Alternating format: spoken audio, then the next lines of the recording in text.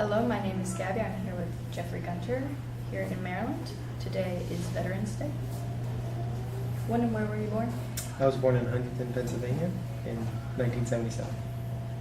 Who are your parents and siblings? My dad, David, he was a machinist, or is a machinist. He's retired now. My mom, she was a homekeeper and she managed a small restaurant. I have two brothers and a sister, all of which are older than me. My second oldest brother, Jim, he served in the Navy, just like my dad. My dad had been in the Navy too. What were you doing before you went into the military? So after I graduated high school, I worked construction for a few years, after which I did some security, and then I ended up working in a factory. Part of trying to get a promotion or finding a new job in the factory, which we had to take a test. So I applied to be an electrical engineer, and I took a test. And after I took the test, the plant manager came down and wanted to congratulate me on how well I did.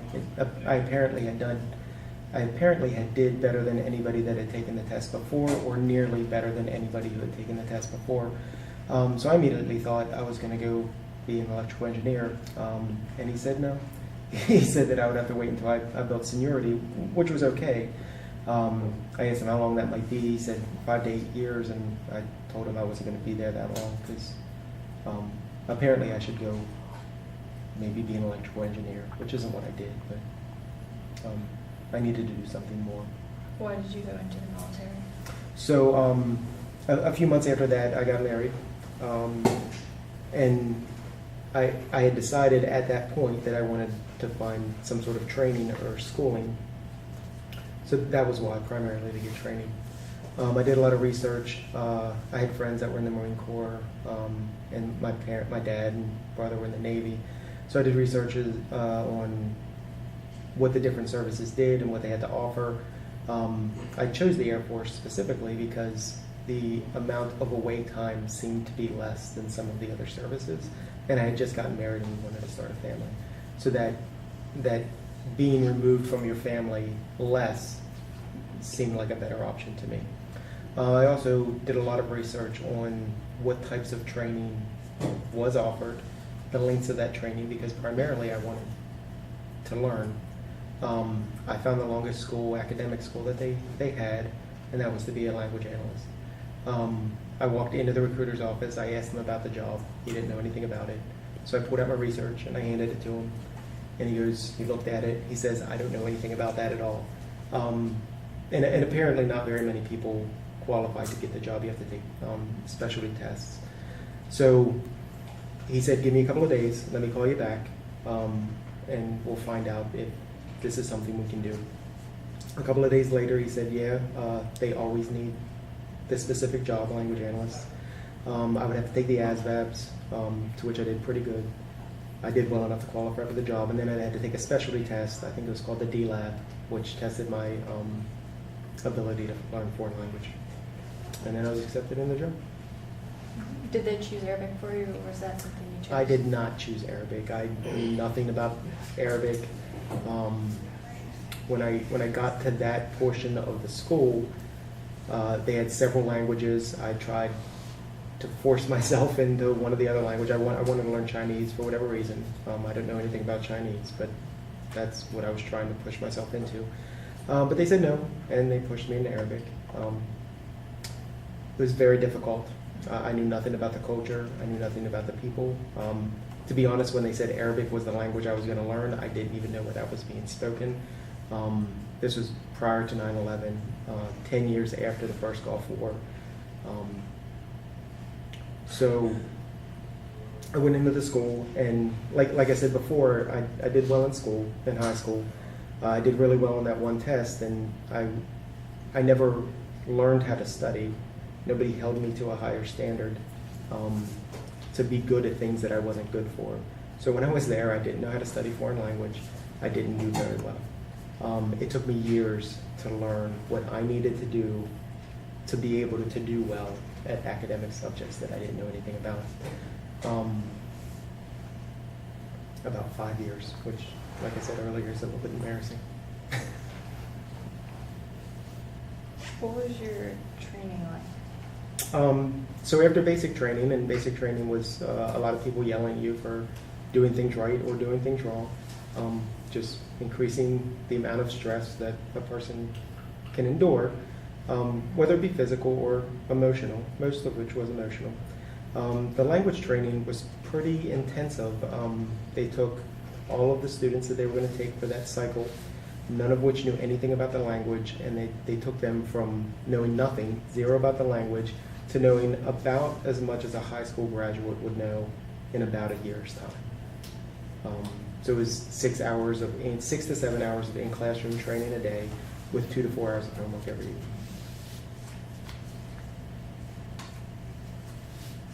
Did you have any specialized training? So that was the specialized training. It was the Arabic. foreign language, yeah, the Arabic. Yeah. How did you adapt to the military lifestyle? I didn't like authority necessarily, so I didn't think that I adapted very well. People yelling at you all the time wasn't something that I enjoyed. I did spend 14 and a half years in service. I got accustomed to it, and I have a good work ethic, so they didn't have to yell at me too often because I always had my work done anyways. Has the military affected your social life? Probably, but that's hard to say because every day you meet new people regardless of whether you're in the military or not. So I met a lot of very good friends that I still have today, even though I may not have seen them in years. It seems like every time we see each other after years of being separated, we just pick up the exact same conversation we left off on, as if no time has passed at all, which is pretty awesome. And you traveled? Me and my family moved around the United States a lot, between California, Texas, Georgia, and here in Maryland. I also traveled to Egypt to learn foreign language. I deployed to Iraq. Your deployment to Iraq, how was that? Your first few days there? So my deployment was a non-combat deployment. I was in a support scenario. When I got there, nobody told me anything about the area that I was on, and it was an Iraqi-owned facility. But about 10 o'clock at night, there was a lot of gunfire and explosions, and nobody acted like that was a big deal, so I also acted like that wasn't a big deal. And it was a couple of weeks before I found out that on the other side of the base, they did a lot of training, and all of the gunfire and all of the explosions were Iraqi Special Forces training. But nobody told us that, and that would have been great to know. And not telling us that could have been detrimental. A few weeks after that, after we all got accustomed to the gunfire and the explosions, all of which were safe and not at all aimed towards anybody, the compound took IDF, which means indirect fire, where somebody outside of the compound shot an explosive into the compound. And a few hundred yards from where we slept, there was a loud explosion, to which we all kind of ignored because we were used to it. But when we woke up in the morning, everybody was upset because they didn't know whether we were okay or not. So that was kind of scary. So getting accustomed to the environment, even though I don't think the majority of the time I was there I was in any sort of danger at all, was fascinating. Really. And what were you doing there? So I worked with Iraqis in investigating detainees as they came in. So we did non-medical forensics, and we searched through their personal belongings and digital media to see what they were up to. Did you have any training to do that? Before being deployed, I had completed a bachelor's degree in computer and information science, and I didn't have much training in that actual work, but we had a lot of people there that did have a lot of training and had a lot of background in the science on how it worked. So I also spoke Arabic, so I was able to talk to the people who had the majority of the training, and then go and help the Iraqis learn how to do that work. Was anything similar like that in Egypt? No, when I went to Egypt, I was only there for Training. For learning, and that's called an immersive training environment, where they send you into a country to which language you're trying to learn, and then It was my job to just interact with people and use that language. And they were nice there? Oh yeah, they were nice there. Any interesting stories? Like, did you ride in camel see the pyramids? As you saw in my pictures earlier, I absolutely rode camels and saw the pyramids. It was neat because it was a very populated city. I think the amount of people that come into the city during the day that don't normally live in the city is maybe 3 times as many as the population of the city. I think that's right.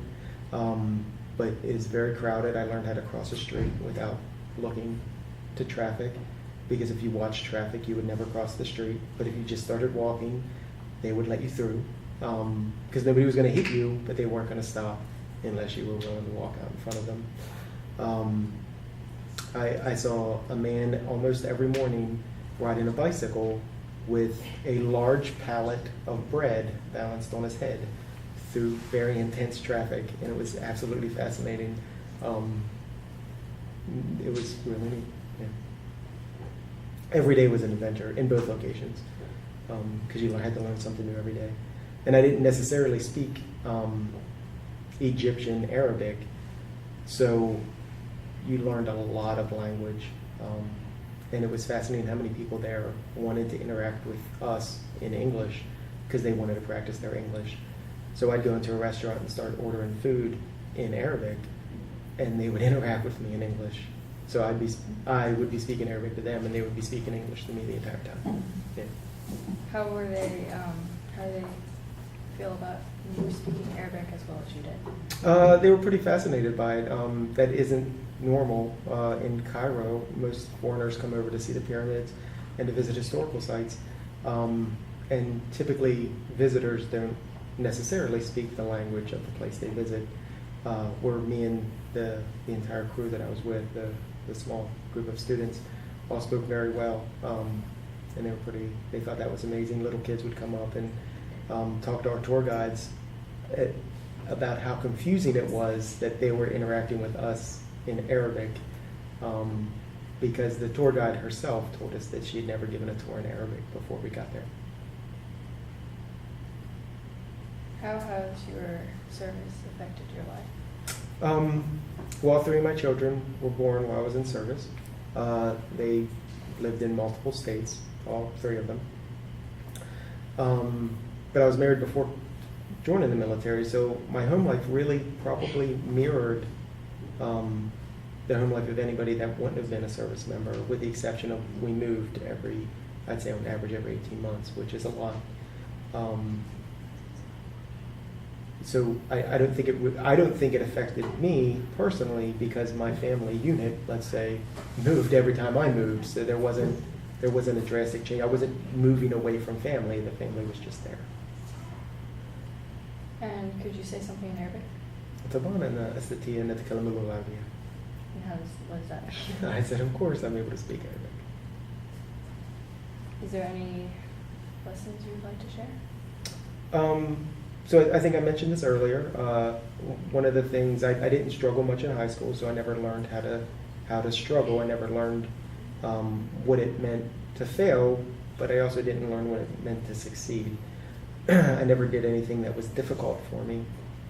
And the lesson I would want people to learn is learn that young. It wasn't easy to learn that working full time and trying to learn, for me, a complete foreign language in a very short amount of time. Everybody has something like that they're going to have to do at some point in their life, and the earlier you learn how to do that, the easier it's going to be later.